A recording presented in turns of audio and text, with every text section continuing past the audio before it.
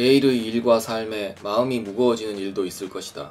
무심코 불평불만이 입에부터 나와버리는 것도 무리는 아니지만 몇 번이나 말을 계속한다면 어느새 부정적인 뇌로 변화하고 행복에서 점점 멀어져 버리는 것이 각종 연구에서 보고되고 있다. 불평불만을 자꾸 말하면 부정적인 두뇌로 어른이 되면 몸은 천천히 노화 과정에 돌입하지만 인생의 후반전이 되어서도 트레이닝 여하에 따라서 어떻게든 개발할 수 있는 것이 뇌이다. 뇌가 가진 변환자재한 가변성은 신경가소성, 너로플라스티시티이라고 하여 새로운 신경회로가 연결되도록 시냅스를 변화시킬 수 있는 뇌의 능력을 의미한다. 이는 오래된 습관을 버리고 새로운 습관을 획득하고 새로운 기술을 배우고 성장하고 변화하고 인간으로서 본질적으로 진화할 수 있는 것이다. 뇌의 신경가소성에 의해 어떤 일이 가능하게 되는지 예를 들면 다음과 같은 긍정적인 변화를 이룰 수 있다. 지능의 향상, 인생을 바꿀 수 있는 새로운 기술이 습득, 특정 내 손상에서 회복, 감성지수, EQ, 향상, 나쁜 습관과 부정적인 생각 제거. 이 신경가소성에 의해 뇌가 어떻게도 만들어 바꿀 수 있지만 이 특성은 양날의 검이기도 하다. 능력 개발 등 긍정적인 방향으로 변화시킬 수 있다면 항상 불평불만에 시달리고 있는 부정적인 뇌가 형성되어 버리는 경우도 있다.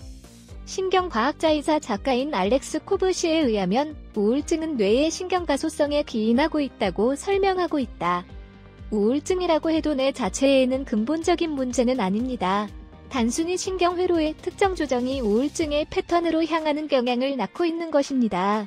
이 패턴은 뇌가 스트레스, 계획, 습관, 의사결정, 기타 많은 것을 취급하는 방법과 관련이 있습니다. 그 모든 것의 회로의 동적 상호작용입니다.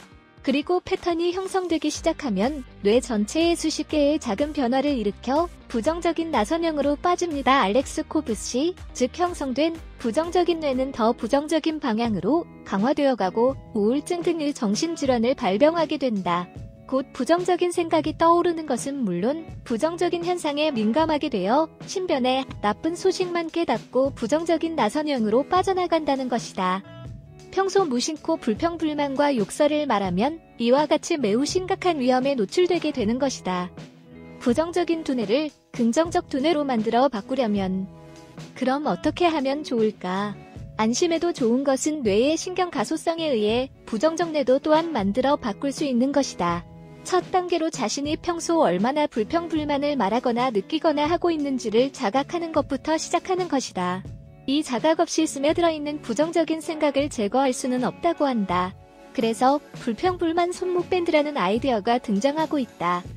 이 팔찌는 미국 미주리주 캔자스시티의 목사가 시작한 이후 세계적인 운동인 불평박멸운동 노 컴플레인츠 캠페인에서 사용되는 것으로 불평불만을 말하지 않는다. 노 컴플레인츠라는 문구가 프린트된 느슨한 손목밴드를 평소 손목에 끼워두고 자신의 불평불만을 입으로 말하고 부정적인 생각이 떠오른 것을 자각했을 때 이 손목밴드를 분리하고 다른 손으로 바꿔 낀다.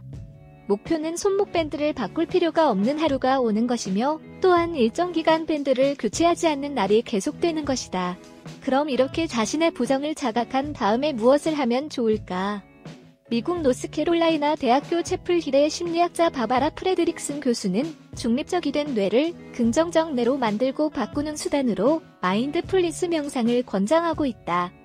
프레드릭슨 교수 연구팀이 3개월을 소비한 연구에서 매일 명상하는 사람은 그렇지 않은 사람보다 긍정적인 감정과 고양감을 많이 느끼고 있음을 규명했다. 매일 명상을 하고 있는 사람은 정신적으로 충실한 인생의 목적, 사회적 지원을 발견하고 질병의 증상을 개선하고 있습니다. 프레드릭슨 교수, 1일 15분에서 20분 명상을 계속하는 것으로 뇌를 만들어 바꾸고 인생 전체를 호전시킬 수 있다는 것이다. 시청해주셔서 고맙습니다. 좋아요를 눌러주세요. 반드시 채널을 등록하시고 알림을 켜주세요. 새로 영상이 등록되면 바로 아실 수 있습니다.